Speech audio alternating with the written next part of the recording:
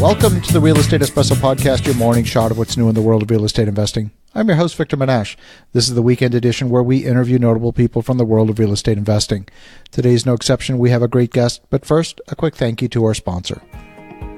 One of my friends in the real estate space, Rod Cleef, is hosting another one of his live events in Denver, May 17th to 19th, and it's all about multifamily investing. I've been a guest on his wildly popular podcast. If you've never been to one of his events, you've got to go, and I highly recommend you do. I've got a discount code that will get you $100 off the ticket price. Go to rodsbootcamp.com and enter the code ESPRESSO at checkout. That's rodsbootcamp.com and enter the discount code ESPRESSO to get $100 off your tickets. We are back here on the weekend edition. We interview notable people from the world of real estate investing. Today's no exception. We have a great guest all the way from Nashville, Tennessee. Welcome to the show, Brad Smotherman. Victor, great to be with you. Excited to chat up the real estate game. So, Brad, you've been in this game a little while, and you have a unique area of specialty. But before we dive into that, why don't you give a little bit of your backstory in terms of how you got into the game of real estate? Yeah, I don't know how interesting of a story it is. And one day I was 17 years old. I woke up and decided to get my real estate license. And Victor, I didn't really think about real estate going to bed that night, but I woke up thinking about real estate. So I had a math teacher who was a big influence on me back in 8th grade, and I had a close family member pass away, and he kind of mentored me at that time. So he had his real estate license, and I called him out of the blue. He remembered me and said, "Hey, I think this would be a good thing for you." So while I was in college, I sold real estate. My first 6 months, I did a very poor job.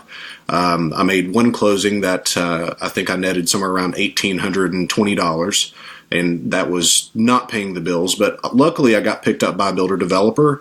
I learned new construction. I learned development. And in 2010, I retired my license just to do investing. And I've been there ever since. I love it. One of the things that, of course, 2010 was probably not a great time to be in development because you could certainly buy things far below construction cost at that time. So where did you go from there? Yeah, so I ended up retiring my license at the very beginning of 2010, having never bought an investment property. And the thought that I had was I need to burn the bridges because I want to be an investor, or I want to die trying to be an investor. And so it was really that hard, fast decision that began to create my success because at that point I was committed. So with a college degree in accounting, I began to pressure wash houses to make ends meet. My sweet wife, she was a kindergarten teacher, so between the two of us, we were making it work, but it was a struggle. And so it took me about 8 months to hit my first deal, but that first deal was a wrap note and deed of trust where I made $20,000 in down payment money and I got a note. So from there, I started putting money into the marketing machine and increasing that. We started buying monthly and then a couple times a month and weekly. And now we've bought it in, I think, 16 states at this point. I love that. So today, your specialty is notes and creative financing. Let's dive a little deeper into that. And when you talk about notes, maybe walk us through an example deal, something that is fairly typical of the type of project you do.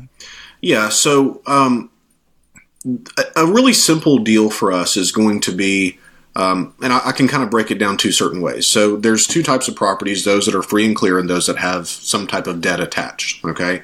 So if the property is free and clear, then we're, in almost all circumstances, we're negotiating some type of owner financing from our seller. And most of the time that's at a 0% rate, which means we can pay at or pretty near market value in today's terms because the present value is so much less whenever we bring that future cash flow to present value at 0%. So from there, that's our purchase, and then we're selling the property with owner financing, usually at a 7.9% rate on a 30-year loan. So we're making a few different profit centers. Number one, we usually have a profit center with the down payment. Number two, we're getting cash flow on our notes every month. Number three, the note is going to cash out in the future. And in most circumstances, our note appreciates because there's an underlying financing that is paying off quicker than our wrap is. So that's kind of an example of a free and clear property. If a property has debt attached to it, most of the time we're buying the property subject to that debt, and we're, again, selling with owner financing. So it's a lot of fun. We've had great success doing it. We're creating a lot of note at this point. So what's the incentive for the seller to sell the property with a seller financing at 0% interest? And that's a good question. So there's two types of equity. There's equity in price and equity in terms. So price equity is the equity everyone talks about, that you have to buy at 70% minus repairs to have a good retail transaction. A lot of people are stuck on price so much that if you know how to negotiate, that we can give them 100% of the price that they want if we can do the transaction with the terms that we need.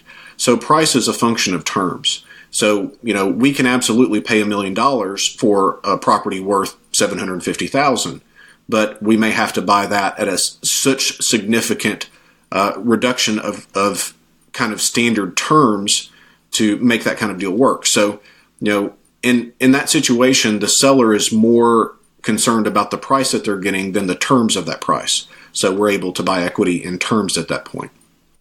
Got it. That's quite clever. So that's an example of a property that has no debt attached to it. What do you do with a property that has debt and potentially has some covenants that maybe make it difficult for secondary financing and things of that nature? Yeah, and that's a great question. So we'll take a kind of a standard transaction. This is a transaction that we did about 10 days ago. We bought a property. There's $240,000 owed in first position, and it was 3 months behind. Okay.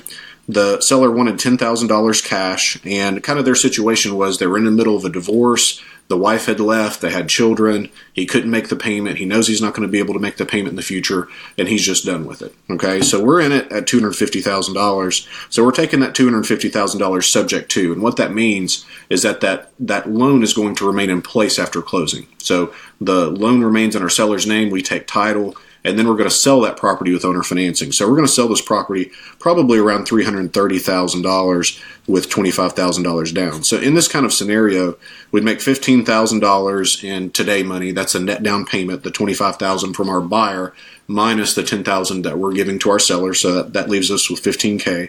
And then we have a wraparound note of $305,000 that's wrapped around $240. So we have roughly $65,000 in note profit on that transaction as well. So, that's kind of a standard transaction where there's something owed on the house. So we just buy it subject to, and we're still selling with owner financing. So the original note remains in place now, not just to you, but now to the second buyer. Yet most likely there's still personal guarantees attached to that original note from the original seller. So the seller is not without some risk, but for the most part, they're out of it.